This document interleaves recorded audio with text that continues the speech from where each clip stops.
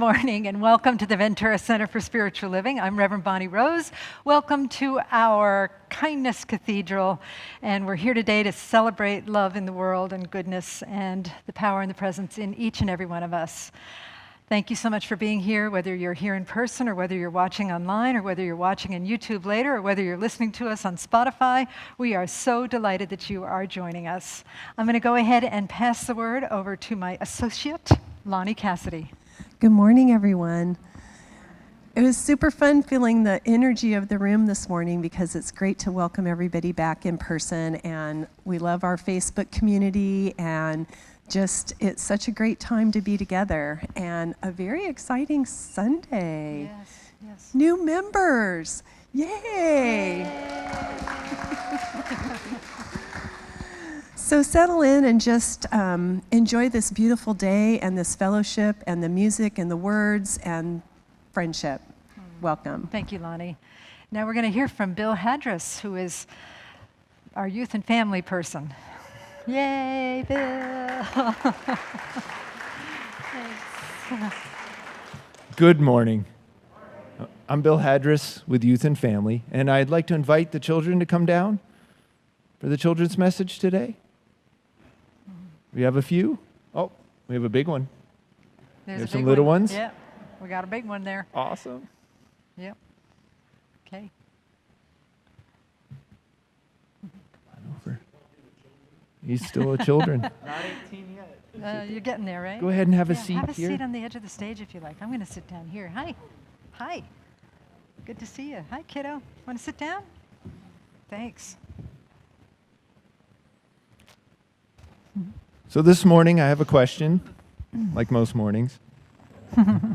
Have you ever wondered, who am I? And why am I here? I've wondered. You wonder? You know, many people have asked the same questions, and they have found an incredible amount of answers. In order to find your answer, it helps to remember a couple things. First, you are never alone. You are part of God, and so God is always with you. Second, you have an unlimited supply of ideas available to you. There are an infinite number of possibilities just waiting for your mind to draw them forth.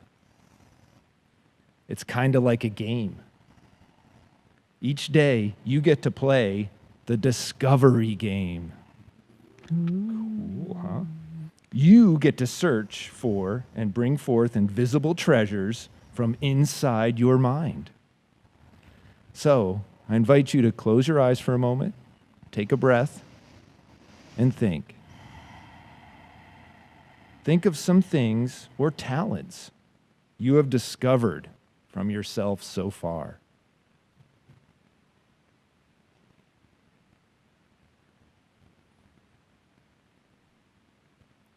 How does it feel to know you did these things?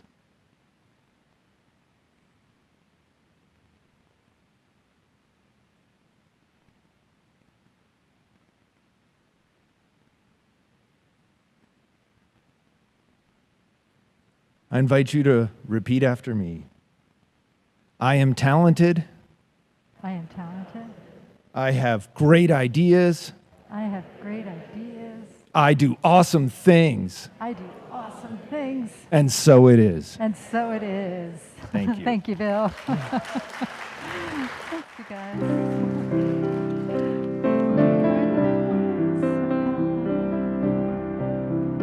Nice. You're going to go with Bill now. There you go.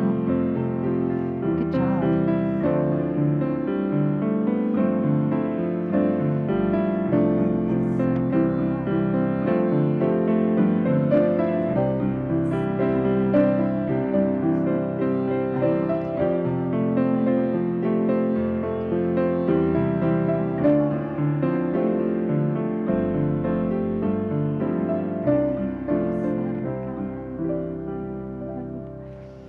Thanks, everybody.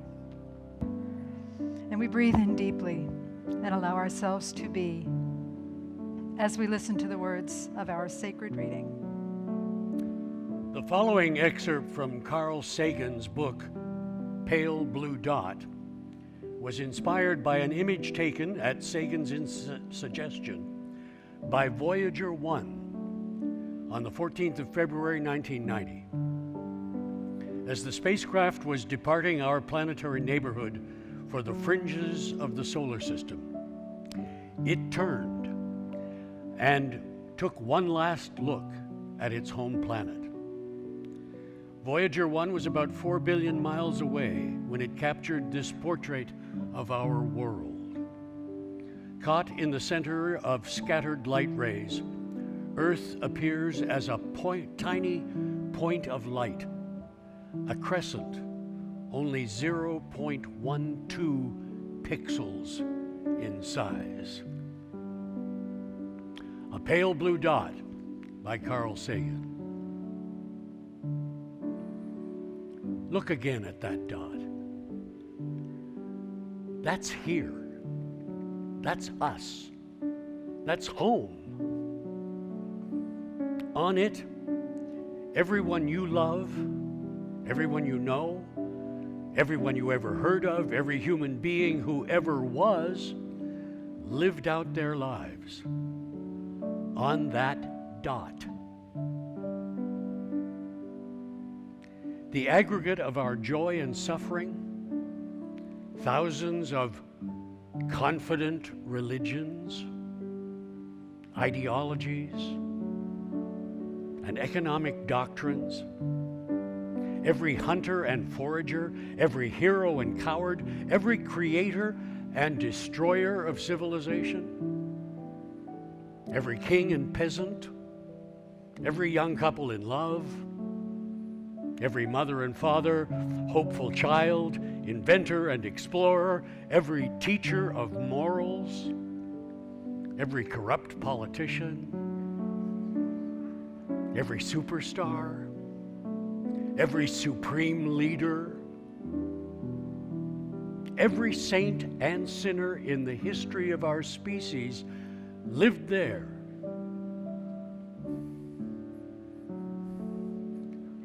On a mote of dust, suspended in a sunbeam. The Earth is a very small stage in a vast cosmic arena. But think of the rivers of blood spilled by all those generals and emperors, so that in glory and triumph they could become the momentary masters of a fraction of that dot. Think of the endless cruelties visited by the inhabitants of one corner of this pixel on the scarcely distinguishable inhabitants of some other corner.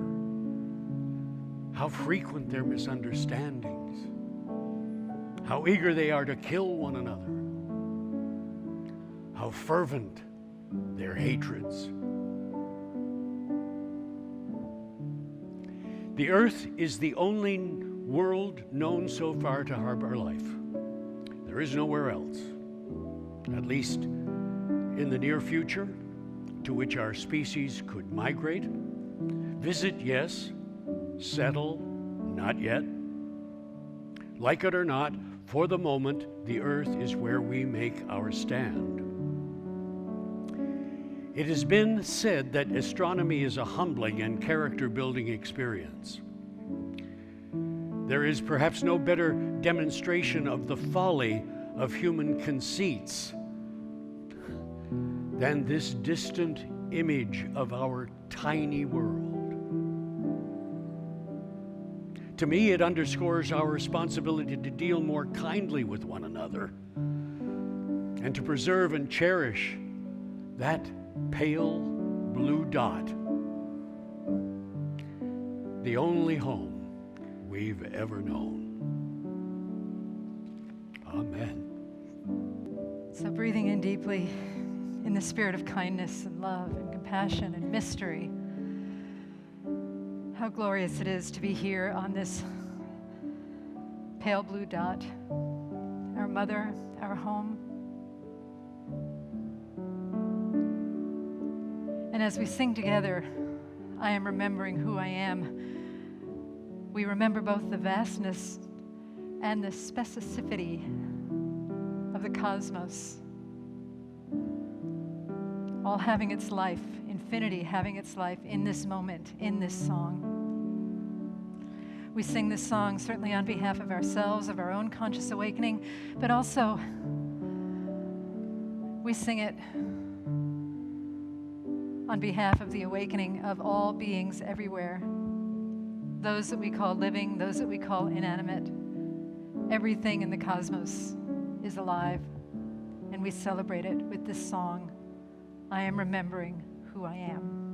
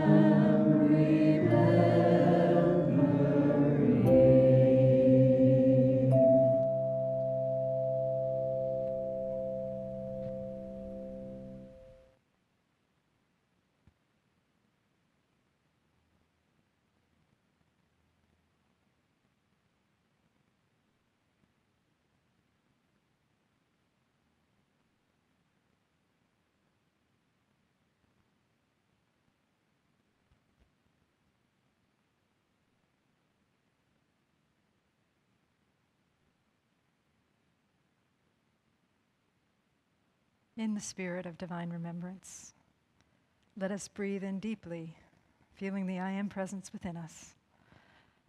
And then exhale, opening our eyes in love and in service to what is, as it is, and so it is.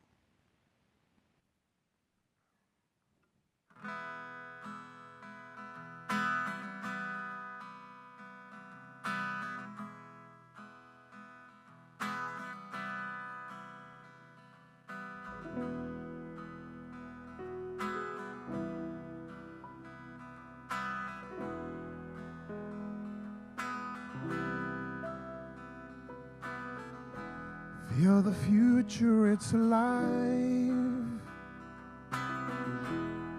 Open the book and look inside. Live your life the way you want to live it.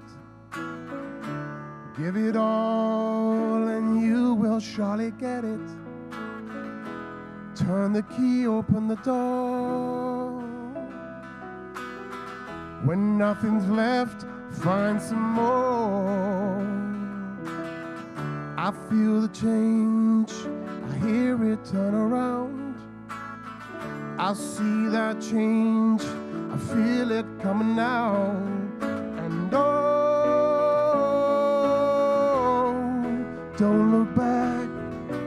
Ooh, don't look down. Out of the grind, into the light, moving beyond what is seen, living the dream.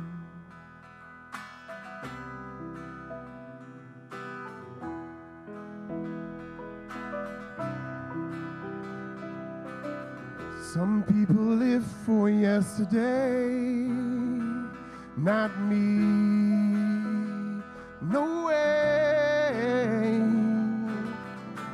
Working hard, maybe working smart. Some have a vision, some don't know where to start. A child is born from the unseen. They are free, not yet stuck in between. It's gonna change, I can hear it turn around. I see that change, I can feel it coming now. And oh, don't look back. Ooh, don't look down. Out of the grind, into the light, moving beyond what is seen, living the dream. Dreaming the life, living the dream. Dreaming the life, living the dream.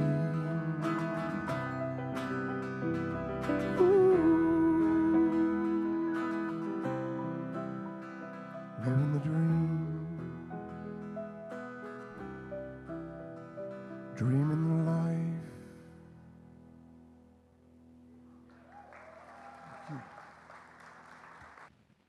Thank you, Darius. And Chris Kimbler and the Cats. Yay. Thank you. Chris Kimbler and the Cat. Right. All right. So wanted to let you know that we're going to do our new member welcome ceremony now. So I'm going to invite the new members that are being sworn in today to come to the stage, and also our practitioners, Gail Matthews and Christine Voth, and Reverend Karen Mondragon. Would you please come and stand on the stage? Thanks. I'm gonna stand over here to kind of stay out of the way. Hey, Jackie. Good to see you, girl. Barbara. Either way, whatever works for you. Yeah.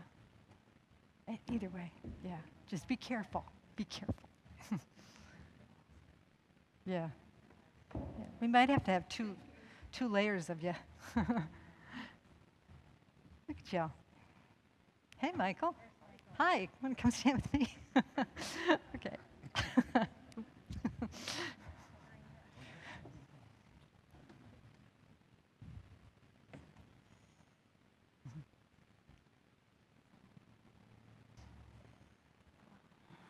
Welcome all.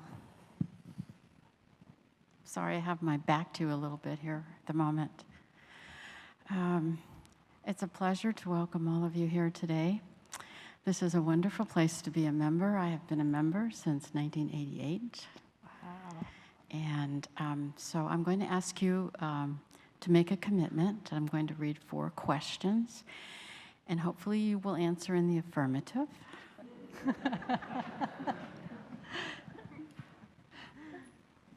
And you all, as the congregation, are a very important part of this ceremony, too. You'll find out in a minute. Okay.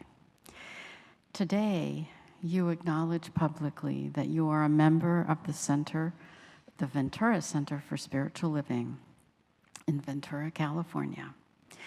In your commitment to your spiritual center, Do you promise to be love that is loving yourself and others, even when it is challenging to do so? Yes. Okay. Do you promise to share love that is growing the love in this community through your active support and participation? Do you promise to serve love by being an instrument of love through service here and in the world? Okay. Do you aspire to be a center of love wherever you are? Very good. Thank you. All right. And now I will turn it over to practitioner Gail Matthews. Yep. Good morning. Okay, so this is the part where the congregation gets to be a part of this. So please rise as the congregation. And so do you promise to honor these new members in our spiritual center community by being a center of love for them, being love in their presence and elsewhere, sharing love with them in joys and sorrows, and serving the highest love in the collective community? Good job. Wonderful. Thank you, Karen. Pass this on. Okay, Reverend Karen Mondragon. Gail. She is the chair of our membership committee, by the way.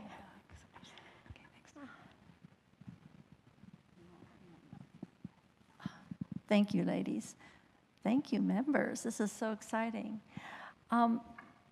During this time of COVID and shutdowns, we have 9 people who committed to support and be loyal to this center and to our focus, our mission, and that's just wonderful. That's so great. And we acknowledge your commitment. And I just want to say what commitment is. Commitment is a dedication and a willingness to get involved, and that's what you have all done. The people who are committed truly believe that it is important, and they show up, they follow through, and they stick with it. The more people who are committed to our center, the greater the momentum we have to generate and get our job done, get our mission brought out into the community. So that's how important this is, and we thank you so much. We thank you for that, and we acknowledge you for that. And we have a gift certificate. Oh, there, Bonnie's got them. Okay, right behind me. You each get a gift. You have a gift certificate with your name on it. It's really pretty. It's in that envelope. You have a 6-month subscription to the Science of Mind magazine, which is free. And in there also is the booklet, The Golden Key. And really exciting, there is a gift certificate for a free practitioner session. And there's also a list in there of the practitioners who have volunteered their services to do that and their contact information. So, I mean, that's very wonderful. So I want to acknowledge Barbara Benton, David Conway and Ginny Conway, Brian Ayler, Jackie Hammer, Michael Hogan, Bamboo Alana, Lynn Ryder, and Ron Brown, who's not present today, but we acknowledge him and we'll get his gifts to him also. So thank you all so, so much. Where's this day?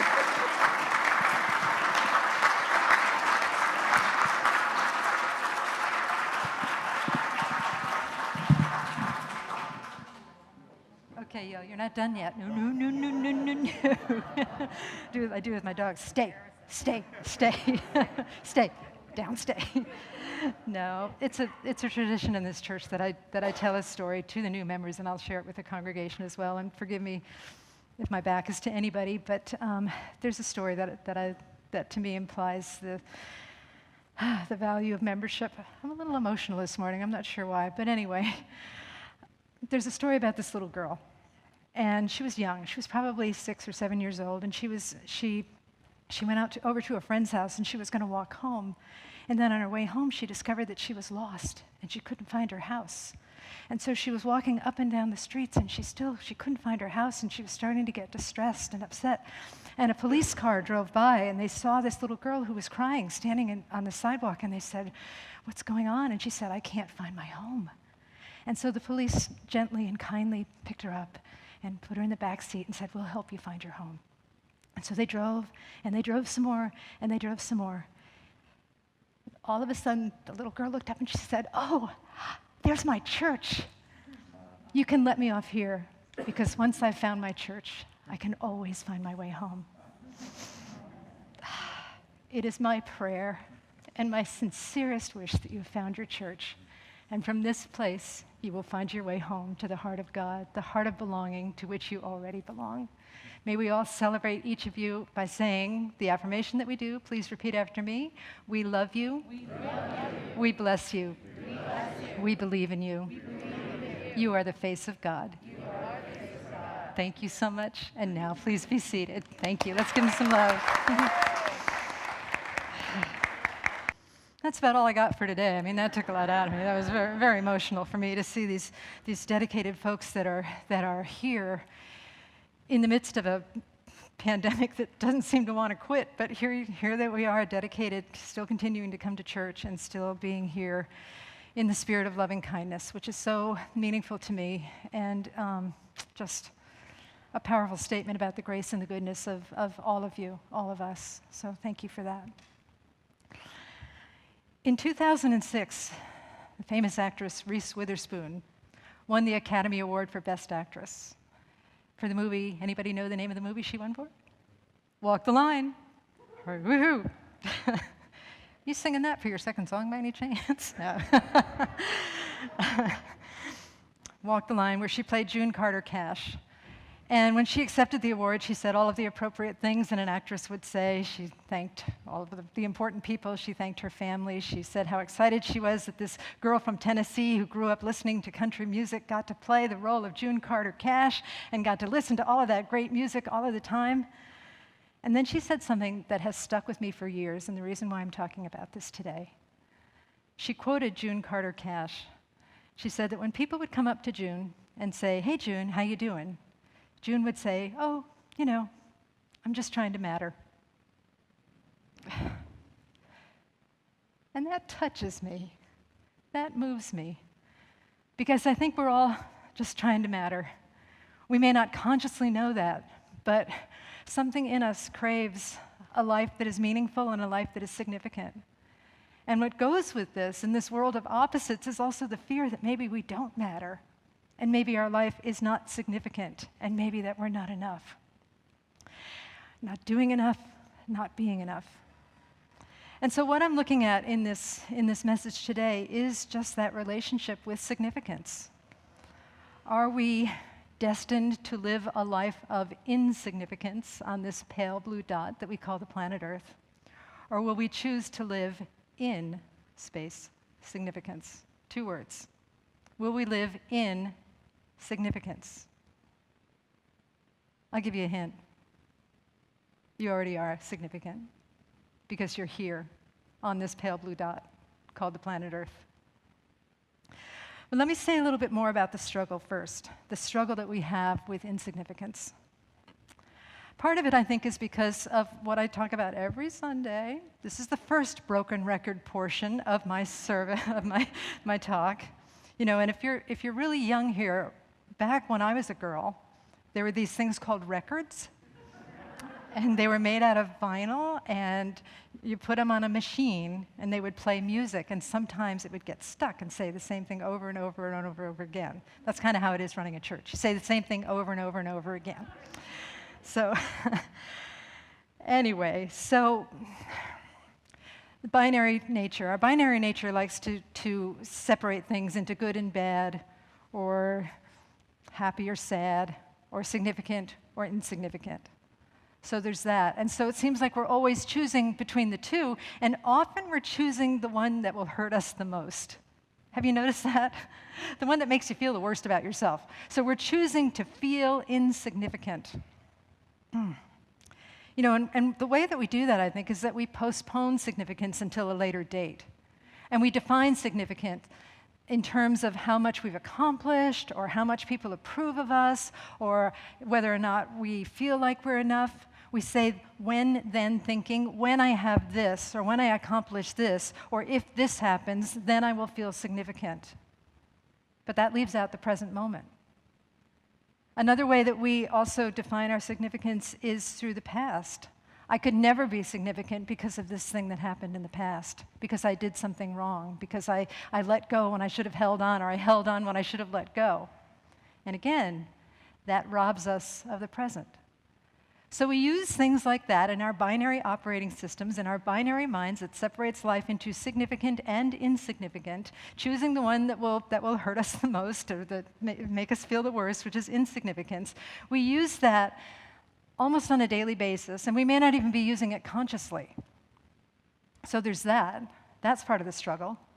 But there's also this other sort of more mystical part of the struggle, too, in that reading that Hugh did by Carl Sagan, where really we are like a speck on a speck. You know, when you think about the planet Earth in the vastness of the cosmos, we're a speck on that of a pale blue dot, a tiny pale blue dot. We're a little tiny portion of that pale blue dot. It's like a flea having a flea, you know? We're a flea's flea. And it might be that we could use that to make ourselves feel insignificant. You know, that reading, I think, was more about how we make such a fuss over things when there's this whole vast cosmos. You know, I'm tempted to think of Shakespeare, who talks about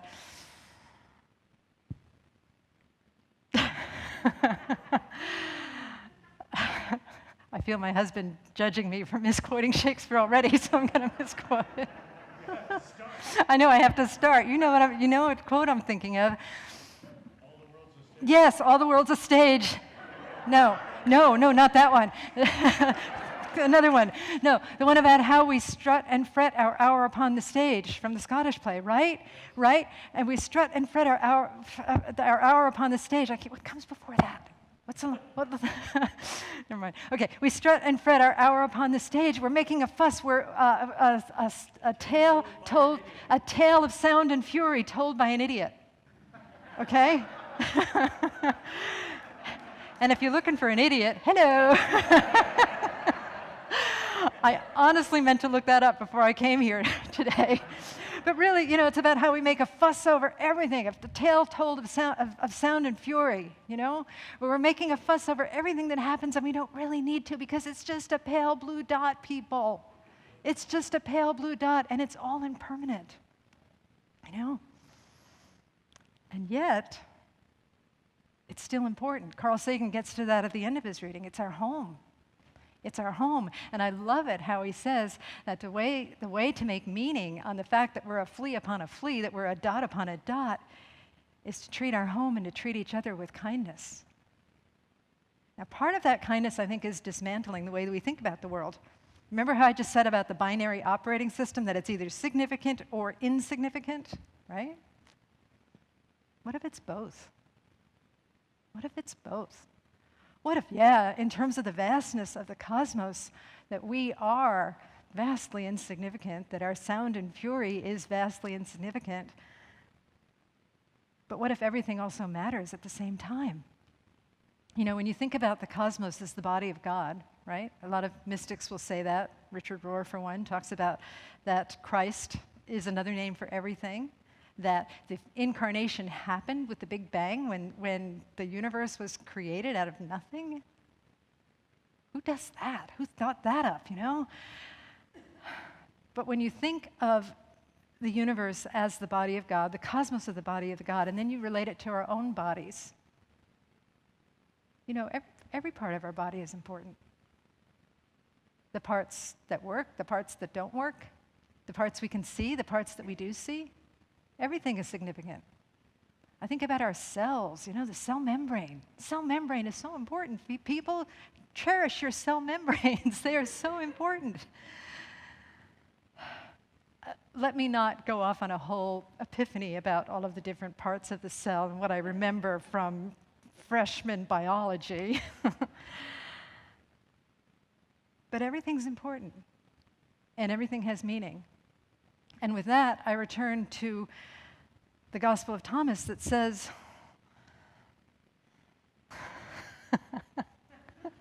I'm in quote amnesia today. The kingdom of heaven is spread upon the earth, yet we do not see it. Now, if I were to rephrase that, which I do often, sometimes on purpose, sometimes not, I would say that the kingdom of significance is spread upon the earth, and we can learn to see it. And by significance, I mean significance beyond the opposites of significance and insignificance. It's kind of like, I don't know if I can explain this well, but it's kind of like when you think about impermanence, that impermanence is a constant state, but that makes impermanence permanent, doesn't it? So it's the same thing with insignificance. Significance is the stronger principle, because even our insignificance can be significant. So there's that.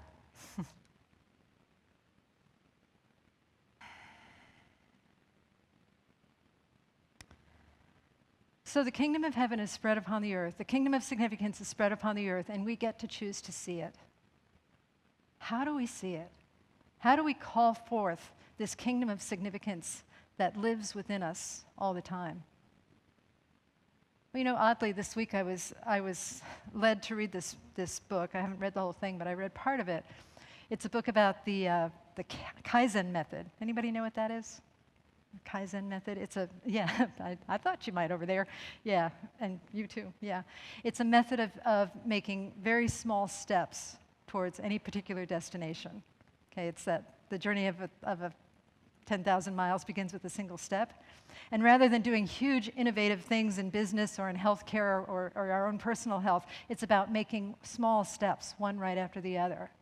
You know, they tell a story about a woman that was a single mom, and she was struggling, and she was just overwhelmed, working 2 jobs and taking care of children. And she came into the doctor, and there were issues with her health where just 30 minutes of exercise a day would have helped her.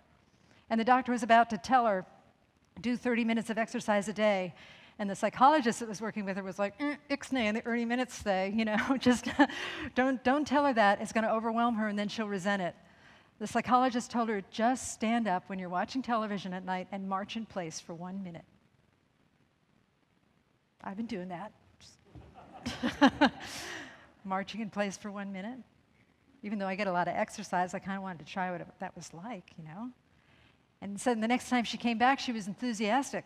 And she was looking for more opportunities to march in place. And she was looking for vaster opportunities to exercise. So it's that type of consciousness, that small steps are significant. You know, certainly my training with Service-Based Global Service Organization, to which I belong, and many of our center members are involved, you know, they're always talking about focus on the small. I went to India. I went halfway around the world to learn to focus on the small, that's how change is done. That's a very Gandhian principle. And not only focus on the small, but work with the slow story. Change doesn't have to happen automatically. We are telling a slow story of evolution here, and it doesn't have to happen this minute. Now, I love instant gratification. Anybody? Raise your hand if you love instant gratification, right? But it doesn't necessarily have to be that way, and we can find instant gratification by committing to the slow story and focusing on intention, which I'll get to in a minute. The other reason I know that the kingdom of significance is spread upon the earth is because I've done probably 150 funerals or so in my time as a minister. And I've done all kinds of funerals, all kinds of memorials where people are loved and people are not particularly cared for, and where nobody liked them, and people who committed suicide, or people who died an untimely death, or people who led a long, productive life. And without fail, people will come up on this stage, or whatever stage we're on, whatever platform we're on, and people will talk about how the deceased person mattered to them. And that person wasn't even trying to matter. But there were small gestures, small moments, small smiles, small hugs, even some of the adversities. It all mattered. It all matters. everything that we do matters.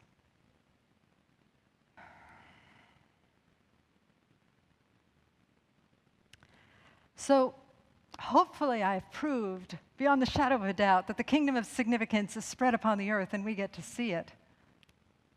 Do you believe me? The thing is that how do we see it? All right, this is the second broken record portion of my service today, of my talk. And that is that we breathe, we become present, and we do small acts of kindness.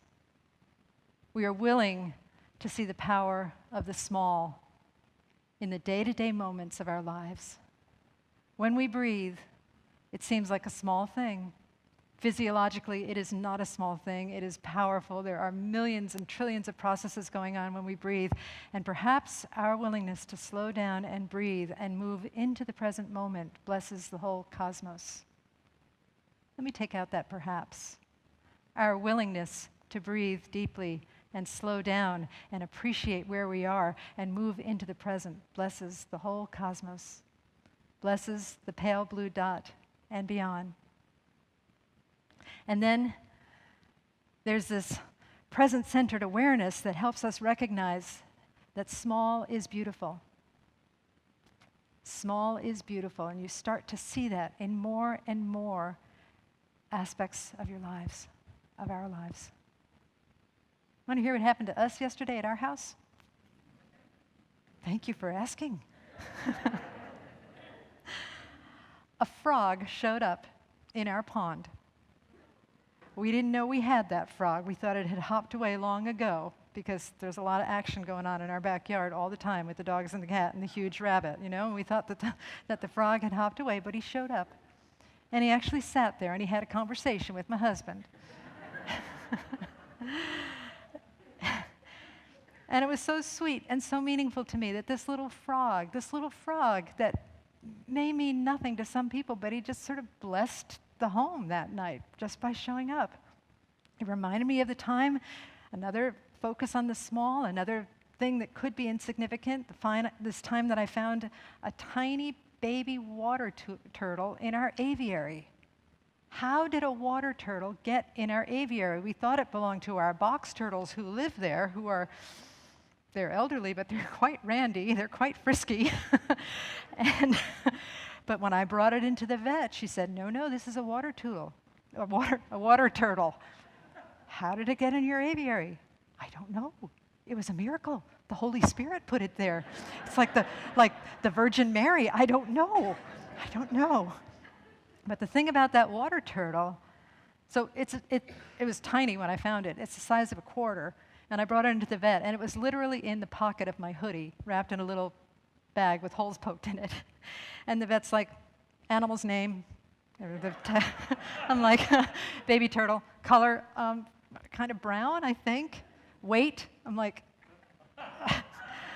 let me show you what we're working with here. I pull it out, and it's literally, like I said, the size of a quarter.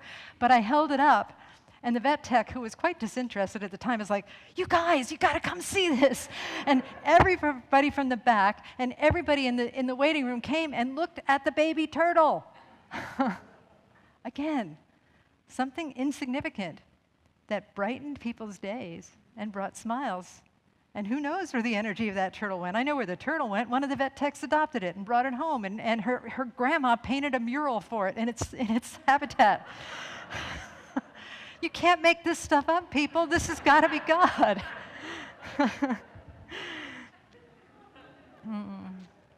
So that's kind of, just kind of the random silliness of the small, but also, there's a woman that I know. I don't know her well. We were acquaintances when I was in India, and she's the head of an organization called Teach for India that touches 32,000 children, touches their lives through education every year. 32,000 children every year. And one day, when we were at an event, she was the speaker, and she told this story about being at the Gandhi ashram with these children, and being kids, there were about 20 of them, and they take off your shoes when you go into the ashram, and they just threw their shoes all over the place, and one of our friends, Jayesh was his name, he went and just lined up the shoes. And Shaheen, my friend, said, you shouldn't do that. We should teach them to line up their own shoes. And Jayesh just said, you know what, let's just wait. Let's just wait. And again, they did it. They went into the Gandhi ashram, into another room, and they took off their shoes, and they threw them all over the place. Jayesh laid them out in rows. And then the third time, they went into the Gandhi ashram, and the children put their shoes in an orderly manner. Somehow, they learned, just through this gentle holding of the energy of Shaheen and Jayesh. They learned something about respect or kindness, or I don't know what it was. And it's such a small gesture to line up shoes, but yet, is it significant? Yes, of course it is. And here I am, again, literally on the other side of the world, telling all of you. I have one more story about small things that matter. This one I hesitated to tell because, when you do an act of kindness, you're supposed to kind of keep it secret. I didn't want to feel like I was braggy or anything. But, right, yeah. But we're working on the mic situation, by the way. But anyway, we're, in this church, a lot of people, and I actually learned this from my friend Nipun, who's in service space. When he was working at the White House for a while, he was on a special committee, and they were sitting around a circle with all of these mucky-mucks at the White House, and they were asking what inspired you. And Nipun said that before his ego could jump in, he said, well, what inspires me is the story that I heard about Starbucks, where somebody paid for the person in the drive-thru, they paid for the person behind them, and then that person paid for the next person, and then that person paid for the next person, and that went on for over 200 cars, 200 drive-thrus, right? And people in our center do that. I know some of you, I've got my eye on you. I know that you do that too, but I have never done that. And so the other day, I went to Starbucks, and it was a complicated order because I was buying stuff for other people. And there was a woman that was sort of coming at the same time as me, arriving in her car at the same time as me, and I wasn't sure. She either let me in or I cut her off. I wasn't sure which one it was. But the whole time I'm standing in the line, I'm like, oh, this is a complicated order. I'm sitting in my car on the line, this is a complicated order. I could possibly buy her stuff for her and her daughter. I don't think I want to. How you have an impulse for an act of kindness and you try and talk yourself out of it? Anybody else do that? I do it. Yeah. It's too much trouble. I don't want her to know. It'll be embarrassing. Maybe she'll think it's condescending. Blah, blah, blah, blah, blah, right? But anyway, I got to the front of the line. I did my order. It was complicated. The poor little thing behind me had to wait, she and her daughter. And finally, just without even intending to, I said, how much is her order? They told me, a little more than I thought it would be, actually. But I said, I'm going to pay for it, but don't tell her. Don't tell her. Don't tell her. So I paid for it, drove away, and as I'm driving sort of opposite, I just wanted to look over to see how the order might have been received. And her teenage daughter, sitting in the passenger seat, saw me, and she goes,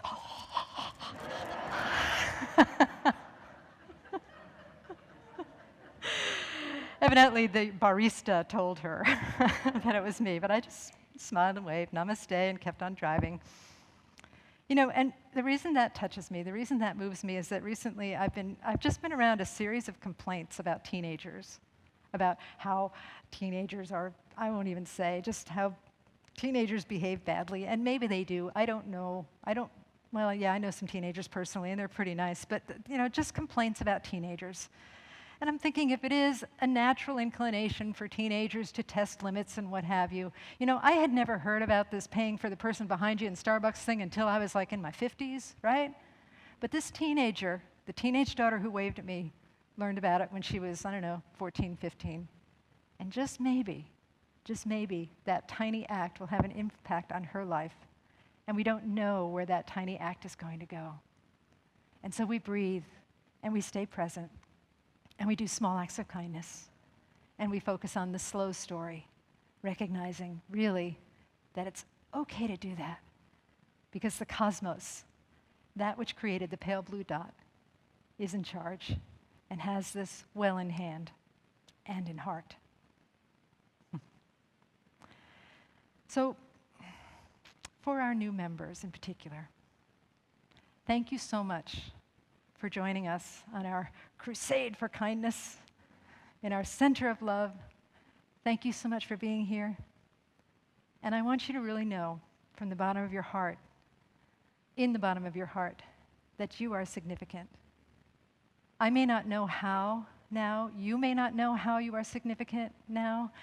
We may not know how you are significant right in this moment, but just trust that you are, because you're here. Not only here, and this is for all of the old members too, because we're here on the planet Earth.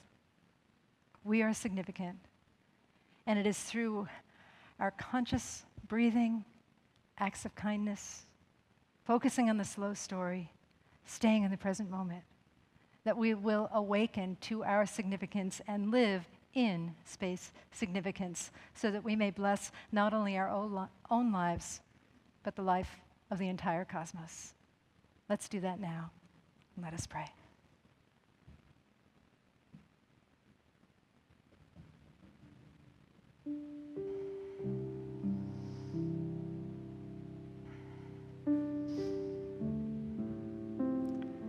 So I turn within and trust that beautiful, beautiful power and presence that assembled all of us here today. That thing which is significance itself, bringing all of us with open hearts to expand our awareness, to expand the dimensionality of the love and the power and the presence that we all carry with us, always. This thing that is beyond words, this love that is beyond space and time, this grace that is so glorious. We rest in that as that and connect with it and allow it to be who we are, because it is who we are. We focus our attention to know and to trust and to embody all of that grace, all of that goodness, all of that love, all of that mystery, without needing to know but needing to trust, evolving into deeper and deeper trust of the essence of life, of power, of presence that we truly are. And so from this place, all is well. If anybody is struggling, all is well. God has got this covered. There is a power and a presence that is deeply significant, living and moving and having its perfect being through each of us, providing us with opportunities to be the significance that we came here to be. And it may not look like much. It may just look like a tiny seed that is planted, but we can trust that we are here because we are significant, and we are significant because we are here. So take a moment to think how that applies to your life. Where can you cultivate a greater consciousness of significance, of knowing that you are in the right place at the right time, that you are the right person? Knowing it for yourself, knowing it for others, knowing it for the entire universe, trusting this process, this mystery that is deeply in play.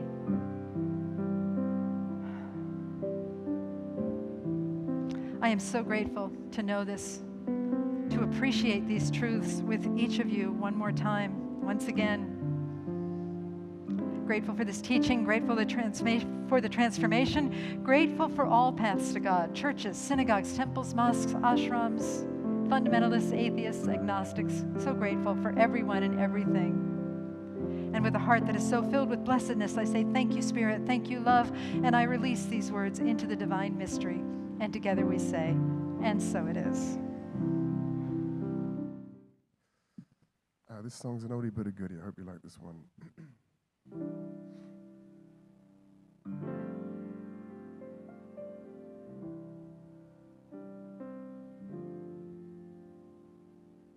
Think of your fellow man, lend him a helping hand, put a little love in your heart.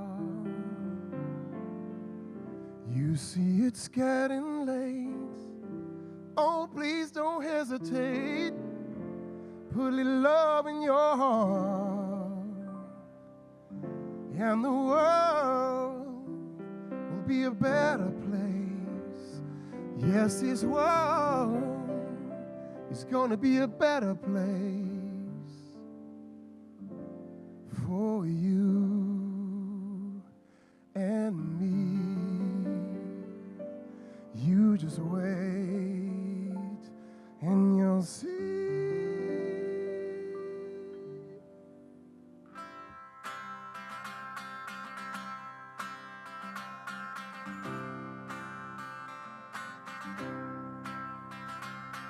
Another day goes by and still the children cry. Put a little love in your heart. You want the world to know we won't let hatred grow. Put a little love in your heart, and the world will be a better place. Yes, this world is gonna be a better place for you and me. You just wait and you'll see. Put a little love in your heart. Put a little love in your heart. Put a little love in your heart for you and me. You just wait and you'll see.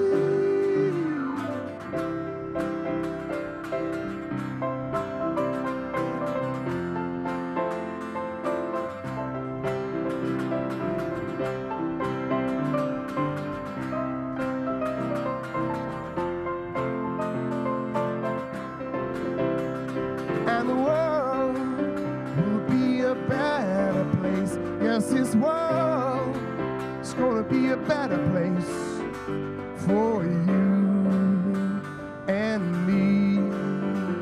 You just wait and you'll see. Put a little love in your heart. Put a little love in your heart. Put a little love in your heart for you and me. You just wait and you'll see. Put a little love in your heart.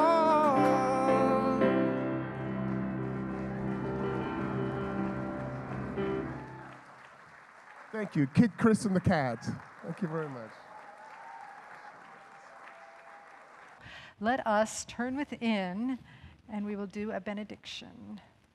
So I invite you to close your eyes one more time and just breathe into the words of this prayer.